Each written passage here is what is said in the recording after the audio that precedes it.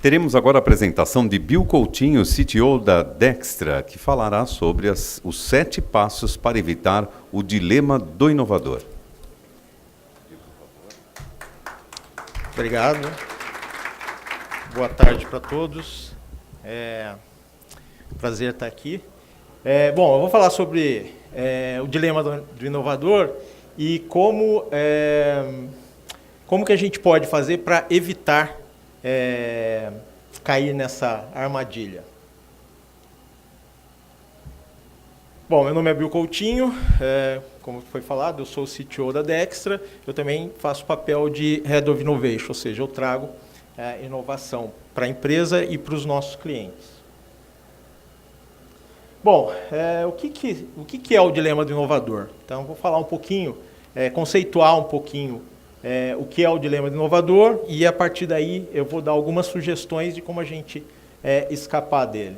Bom, o subtítulo desse livro, que é um livro que foi bastante seminal para explicar um pouco como que as disrupções acontecem, as disrupções tecnológicas acontecem nas empresas, ele tem como subtítulo aquela frase lá: quando as tecnologias causam o fracasso de grandes empresas.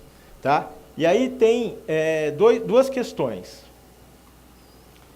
A nova tecnologia em si, que traz mudanças no mercado, etc. E tem a questão das grandes empresas. Tá? O que ele fala no livro não é como uma tecnologia nova causa o fracasso de uma empresa que está mal das pernas, ou que está mal gerenciada, ou uma empresa ruim por alguma característica. Não. Ele está falando de empresas que são empresas grandes, boas, bem administradas, que têm estruturas de gestão estratégica boa, etc. Ou seja, está tudo certo com a empresa, e mesmo assim elas fracassam quando aparece uma nova tecnologia. Então é mais ou menos isso que ele trata no livro. Bom, acho que todo mundo já viu algum device parecido com esse, né? É uma câmera digital que apareceu no mercado, e essa câmera digital mudou, né, a maneira como a gente tira fotos. Né? E essa câmera digital, ela causou uma mudança muito fundamental para uma grande empresa que está no mercado, né? Que é a Kodak. Né? A Kodak era uma empresa... Opa, aconteceu algo aí. Talvez tenha... A Kodak é uma empresa que era bastante estruturada, era uma empresa que era lucrativa, tinha tecnologia de ponta, e tudo isso, e a câmera digital causou o fracasso da Kodak. A Kodak hoje não existe mais, na verdade ela ainda existe, mas ela está lá no Chapter 11, né? Está em falência, né? E isso tudo foi causado por uma disrupção tecnológica, né? A câmera digital. O detalhe bastante importante nessa história é que quem inventou a câmera digital trabalhava na Kodak, fazia parte da Kodak. Então, não é que a Kodak não tinha capacidade de inovação, ou capacidade de criar tecnologias novas. Não, ela criou a tecnologia nova.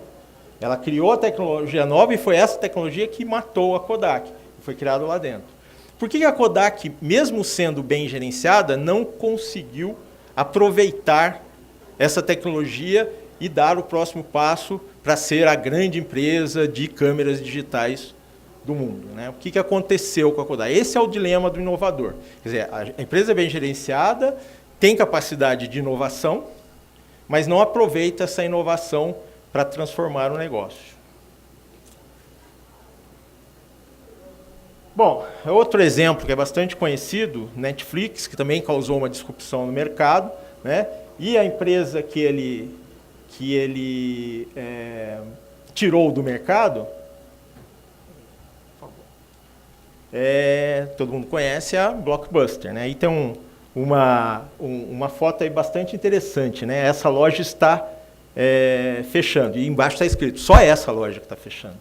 Né? Como se fosse a única. Na realidade, a empresa toda fechou e tudo mais. Também, foi uma nova tecnologia que apareceu, né, que gerou um modelo de negócio diferente, etc. E a Blockbuster, apesar de ser uma grande empresa, estruturada, etc., não conseguiu aproveitar essa tecnologia e fazer uma mudança no seu negócio para poder continuar, né, crescendo, tendo lucro, etc. Bom, outros exemplos. Uber. Né, todo mundo usa, todo mundo conhece, já virou um pouco lugar comum falar sobre o Uber como sendo um agente de disrupção. Está causando uma grande disrupção no mercado de transporte. Né? A Airbnb é um outro exemplo. E um último exemplo, que causou uma disrupção no mercado de hotéis, né, de hospitality. E um outro exemplo é uma empresa bastante... E uma outra empresa que não é uma empresa de tecnologia digital, vamos dizer assim, é uma empresa de automóveis, né, de carros, etc., que é a Tesla, que também está trazendo uma tecnologia e isso está causando um impacto bastante significativo no mercado de automóveis. Então, esses são exemplos para ilustrar o que a gente chama de disrupção tecnológica, né? E por que que isso acontece, né? Então, o livro, né, que fala sobre o dilema do inovador, né, esse livro, ele fala, né, da inovação separando em dois conceitos de inovação. Uma inovação que ele chama de inovação de sustentação e outra inovação que é a inovação disruptiva. Então, eu vou conceituar, vou explicar mais ou menos como são essas duas inovações. Então, se a gente fizer num gráfico aqui do tempo e no eixo Y a performance, né, do negócio, enfim, daquela tecnologia e tudo mais, né, conceitualmente, a inovação de sustentação, normalmente, ela cresce quase que linearmente, né, um pouquinho de inovação por vez. E ela vai sustentando o seu negócio. Então, eu diria, toda empresa é capaz de inovar, um pouquinho por vez. E todo mundo faz isso o tempo todo. A gente não estaria, os nossos negócios não estariam no mercado, etc., se a gente não estivesse inovando um pouquinho a cada dia, a cada hora, etc. A inovação disruptiva... tem um ponto importante. A nossa inovação é sempre para colocar a nossa empresa um pouco à frente da expectativa do mercado, né? Para a gente ser um pouquinho, ter um diferencial no seu mercado. Então, você tem a expectativa do mercado, você inova um pouquinho mais e você paga o preço dessa inovação. Um pouquinho de inovação para atender aquela expectativa no mercado. A inovação disruptiva, quando ela aparece, normalmente, ela está muito abaixo da expectativa do mercado. E isso é um ponto que é bem... É o que faz a coisa ser difícil da gente gerenciar e usar. Então, por exemplo, no caso da câmera digital da Kodak, quando apareceu a câmera digital, a Kodak olhou para aquilo e falou, nossa, isso está muito aquém, a qualidade das fotos, etc., está muito aquém da necessidade do meu mercado, que quer fotos de qualidade. Eu vou colocar isso aqui no mercado, as fotos vão ser ridiculamente ruins. Não serve para mim. Só que a inovação disruptiva, ela tem uma característica que ela evolui muito rapidamente, exponencialmente. É muito rápido ela sair de uma coisa incipiente para ser uma coisa muito boa, né? E é isso que normalmente pega as empresas no contrapé. O cara da empresa tradicional olha para aquela tecnologia e no momento que ele olha, fala, não serve para mim. Quando a tecnologia fica ok, a empresa ela não consegue mais alcançar aquela outra tecnologia. E normalmente as empresas, quando vem a tecnologia disruptiva aparecer, elas se retraem cada vez mais nos estratos maiores da clientela dela. Né? Então, se aparece uma câmera que não tem tanta qualidade, então eu vou focar mais nos meus clientes que exigem uma câmera de qualidade. Porque aqueles que não exigem isso vão comprar aquela câmera digital baratinha, tal, que não serve para muita coisa. Só que tem uma outra coisa. A expectativa do mercado muda quando aparece a tecnologia disruptiva.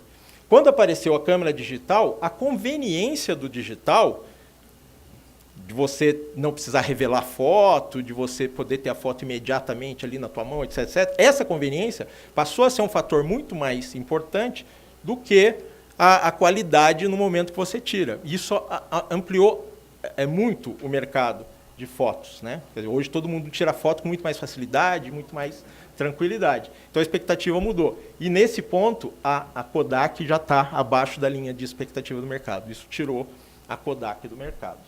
Tá? É mais ou menos por aí a dinâmica do dilema do inovador. Então, o inovador fica, a empresa tradicional fica num dilema.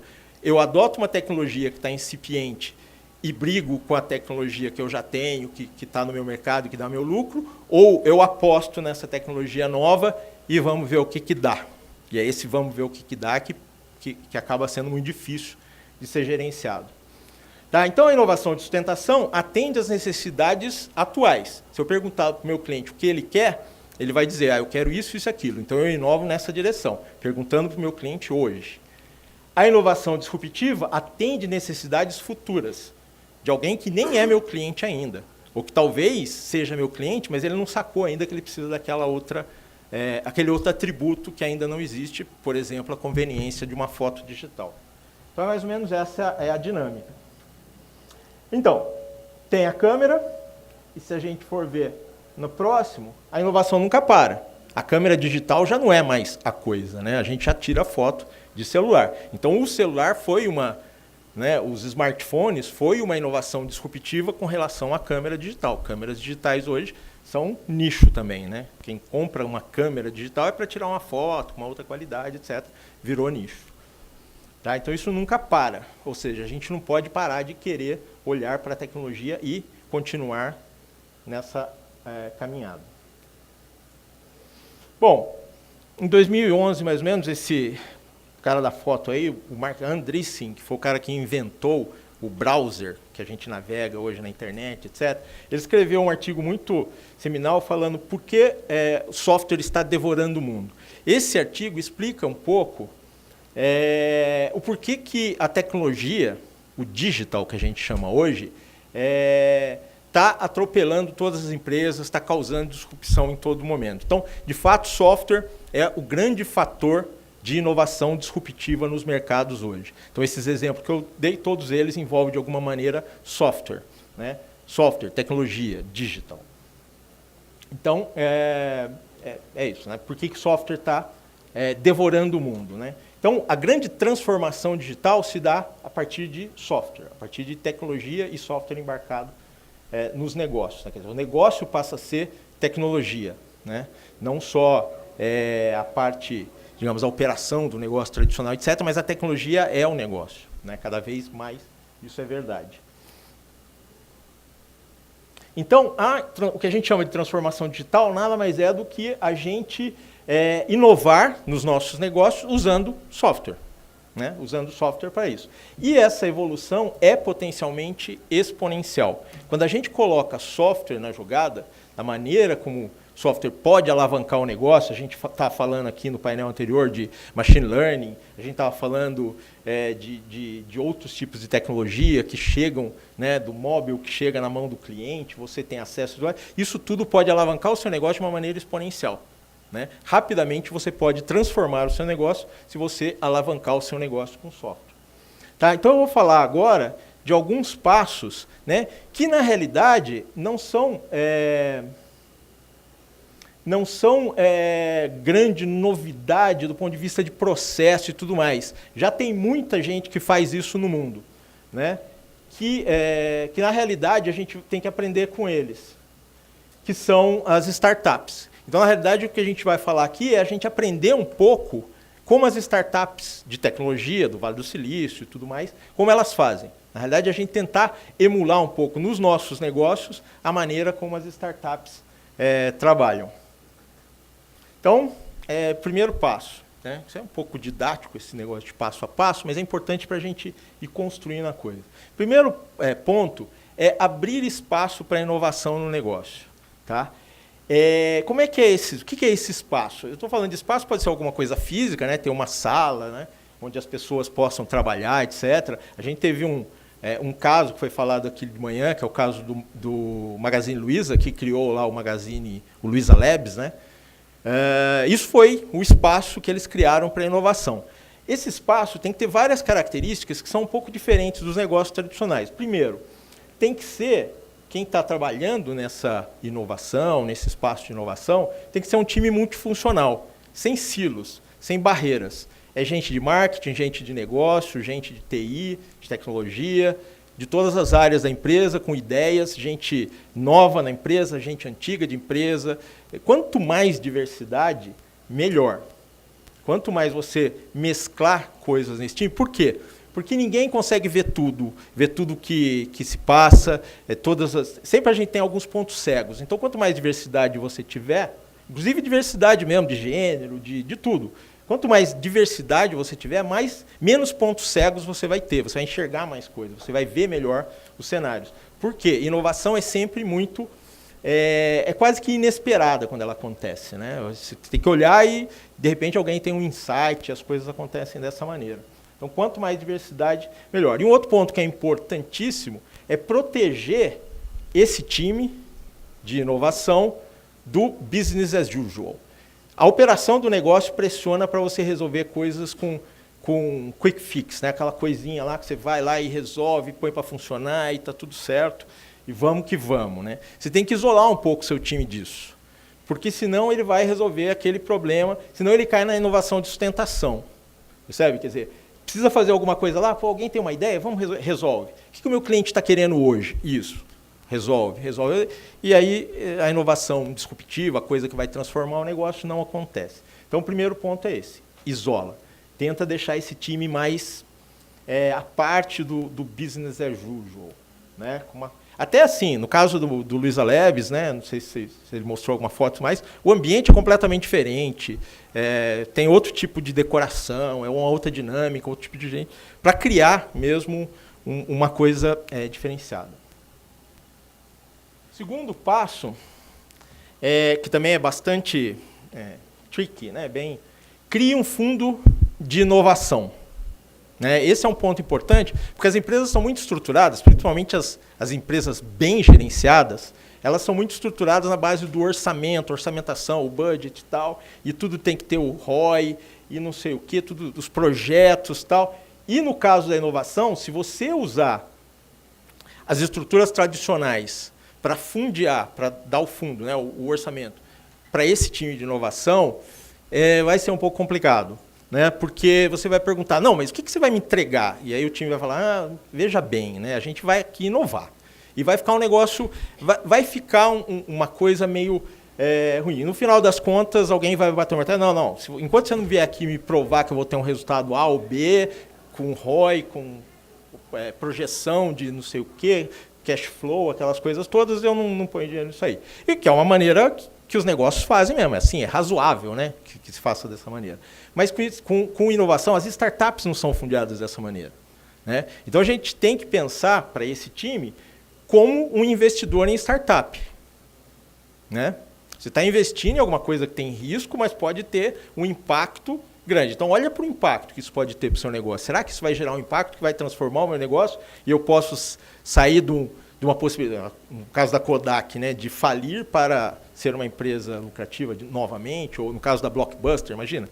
O que adianta ficar fazendo cálculo de ROI, sendo que a Netflix está vindo lá e está comendo todo o seu mercado, né? É complicado. Então tem que pensar um pouco nisso, né? Ver o risco e quanto que você vai afundar ali, né? Quando você vai jogar de dinheiro ali, também não vai ser uma loucura de vou colocar milhões ali para ver o que dá, não é disso que a gente está falando, mas investe um pouquinho, anda um pouco, vê como é que funciona, que é como a startup faz, passa a fase de investimento anjo, para a primeira rodada de investimento, põe um pouquinho mais de dinheiro, a segunda rodada, e o negócio vai crescendo.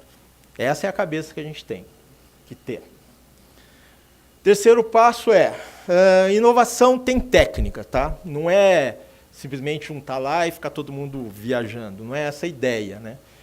Existe uma série de técnicas, de processos, de jeitos de fazer, etc., que são bastante conhecidos no mercado, que as startups fazem. Ali eu citei algumas, Design Thinking, Lean Startup, Ágil. Isso aí, na realidade, a gente lá na Dextra leva isso para o mercado, né? A gente faz isso junto com os nossos clientes, né? Fomentar esse tipo de técnicas. Um ponto que é importante, né? Se você não tiver isso em casa, se você não contrate especialista, traga gente que ajuda. E um ponto importante que eu vejo assim, não é fazer curso. Eu vou lá e fazer um curso de design thinking e beleza. Não é fazer curso só. Pode ser ter que fazer, seja importante, mas aprenda fazendo, faz na prática, vai fazer, chama um time, trabalha junto e aprende fazendo. Isso requer prática, né? Não é só aprender conceito, aprender técnicas simplesmente. Tem que fazer junto, fazer.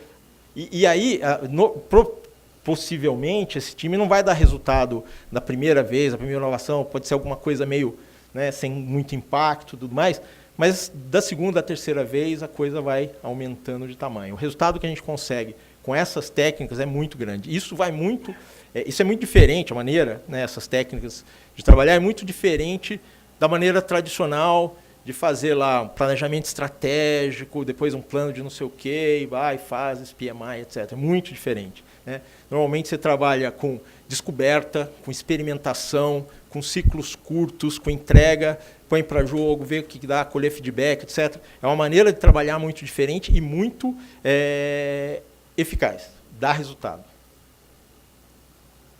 Bom, o quarto passo é explorar as possibilidades. Aí vem também uma coisa que a gente tem que sair um pouco dos nossos cacuetes, e um dos cacuetes que a gente tem é perguntar para o cliente o que ele quer e atender o cliente, né? É isso que a gente faz normalmente no dia a dia. O que você precisa, né? Faz pesquisa, tal, o que você precisa, etc. No caso da inovação disruptiva, como eu falei lá, no caso da Kodak, vou voltar nesse exemplo, se você perguntar para o seu cliente, para o cliente que usa a câmera lá, o que ele quer de uma câmera, ele vai falar coisas do tipo, uma foto com mais qualidade, uma câmera mais leve, etc. Muito pouco provável que ele fale, não, eu preciso de uma câmera onde eu tenho uma câmera digital que eu posso ter um resultado imediato. Ele não vai pensar nisso, é muito difícil ele sair do dia a dia dele. Então a gente tem que pensar o impensável, né? A gente tem que pensar, mas e se? E se o mundo for diferente? E se os meus clientes, etc. Então a gente tem que esquecer um pouco os clientes atuais e pensar em outros tipos de cliente, outros potenciais, da onde que vem a nova maneira de ver. E às vezes a diversidade ajuda nisso, né? Se você tiver lá no time um garoto novo, tal, que usa jogos e não sei o quê, ele pode trazer algum insight do tipo, não, pera, a gente aqui no joguinho faz desse jeito, por que a gente não oferece o produto de maneira A ou B? Então esse tipo de coisa ajuda bastante. A gente pensar em coisas que são, para o negócio, são até impensáveis, né? Puta, mas se eu fizer isso, é muito radical, muito diferente, etc. Isso é importante. Mas não é que a gente vai implementar tudo, mas a gente precisa fomentar esse tipo de coisa. Uma outra coisa importante é pensar nas adjacências do negócio. Não pensar no core do negócio, mas pensar em coisas que estão mais ou menos do lado do negócio, coisas que são complementares e tudo mais, que isso pode trazer também insights interessantes. Nichos mal atendidos, coisas desse tipo. Uma coisa importante nessa fase é a gente trocar o não, mas por sim e e, né? Então alguém fala, não, mas a gente podia fazer isso, tal. A reação que a gente tem normalmente é, não, mas, e se? Não mais. E isso bloqueia, né? Bloqueia completamente a evolução da ideia, etc. Isso mata a ideia no ninho, né? A gente fala, não, mas é muito automático a gente fazer isso. A gente tem que se policiar, quando alguém tiver uma ideia que a gente vê que não está muito redonda e tal, a gente fala, sim, essa ideia, sim para ela. Você acolhe a ideia e complementa a ideia. Sim, sua ideia tem isso, e se a gente fizer mais isso, mais aquilo? Isso muda o jeito que a gente vê as coisas, a ideia cresce, a gente não bloqueia, as pessoas perdem o medo de dar opinião, de falar, porque, principalmente se tem um garoto lá que está começando na empresa, e aí o gerente, o diretor, etc., manda um não para esse menino, ele vai se calar, ele não fala mais, né? Então, nessa fase, na fase de explorar a ideia, explorar coisas, a gente sugere esse tipo de coisa. Isso aí, na realidade, é uma pincelada de uma das técnicas que Design Thinking usa, Tá? Design Thinking tem muito mais técnicas para a gente não cair em armadilhas, mas só para vocês sentirem que tipo de coisa a gente está falando. Né? Ampliar coisas, abranger, trazer coisas novas. Bom, outro ponto que é importantíssimo, e também às vezes a gente esquece, quando a gente fala de brainstorming, a gente sempre cai nessa, né? Vai falar sobre um monte de coisa, etc., mas a gente não sabe se a gente está indo para um caminho que é bom ou não. Então a gente tem que definir critérios de sucesso. Quais são os nossos critérios de sucesso? Se a gente estiver indo bem, o que vai dizer para a gente que a gente está indo bem? Né? Isso tem que estar ligado à estratégia digital da empresa. Então você tem que ter uma visão de onde você quer chegar com a sua empresa e tudo mais. Né? Escopo, prazo e orçamento são critérios fracos. É só para você dizer, acabou o dinheiro, acabou o tempo, etc. Não resolve, não te diz, não te direciona. Tá? E outra coisa, assim, aprender sobre o comportamento do cliente, sobre o que você vai fazer para atender um potencial cliente. O aprendizado em si pode ser um critério, e deve ser um critério. Eu estou aprendendo algo. Porque quando você entra numa coisa de inovar, existe muita incerteza. Né? Então, você tem que diminuir essa incerteza. Então, o aprendizado, você descobrir coisas, é um critério importante. Construa credibilidade através de resultados de impacto. Procura fazer alguma coisa que seja pequena no escopo, né, que não seja muito, mas que tenha algum impacto para que isso fomente coisas na organização. Tá? Então, seja ousado nisso. Vá para alguma coisa que realmente seja transformadora e tudo mais, mesmo que seja pequeno. Um app que pode ser interessante para atender alguma coisa que você hoje não atende. Usar aí um assistente virtual para fazer alguma coisa diferente dentro do seu negócio. Enfim, seja ousado. E depois, né, o último passo, né, é integrar essa inovação ao seu negócio principal. Né? Então a gente tem que criar um caminho para essa inovação entrar no negócio de alguma maneira, né? Porque a gente criou isso meio apartado, etc., isolou um pouquinho, etc. A gente tem que integrar isso aí. Bom, às vezes o melhor caminho é realmente criar uma empresa nova, né? Criar uma empresa diferente, tá? Um spin-off. Tá? Às vezes não é possível integrar, ficou tão diferente, etc., que não é possível integrar. Para finalizar, tem mais duas coisas. Tem uma frase aí do Bernard Shaw que eu gosto muito, que fala mais ou menos o seguinte: o reasonable man, né, o cara razoável, né, o homem razoável, ele tenta se adaptar ao mundo. Ele se adapta ao mundo. O cara que não é razoável, o unreasonable man, ele tenta adaptar ao mundo, ele insiste em tentar adaptar o mundo a ele. Né? Isso não faz muito sentido. Né? O pragmático vai lá e se adapta ao mundo. Tá? Mas toda inovação, ou todo o progresso depende desses caras que são um pouco loucos, assim, né, de um certo sentido. E aí tem uma outra frase do Elon Musk, que é o cara que criou a Tesla, etc. Se vocês olharem a história do cara, o cara é bastante inovador, faz bastante coisa diferente. Se alguma coisa importante é importante o suficiente, você deve tentar fazer, mesmo que seja provável que você não consiga fazer. Isso é bem pouco razoável, e isso é que traz o sucesso para o cara. Ele vai atrás de fazer coisas, porque nesse processo, uma coisa que parecia improvável, você aprende algo e você cria algo que torna aquele improvável provável. E quando você faz isso, você cria uma inovação disruptiva. Ok? Bom, um pouco sobre a Dextra, só para finalizar, acho que estou meio sem tempo. Slide. A gente é uma empresa que usa design e tecnologia e engenharia para criar produtos digitais que são inovadores, que são transformadores de negócio. Então, era isso.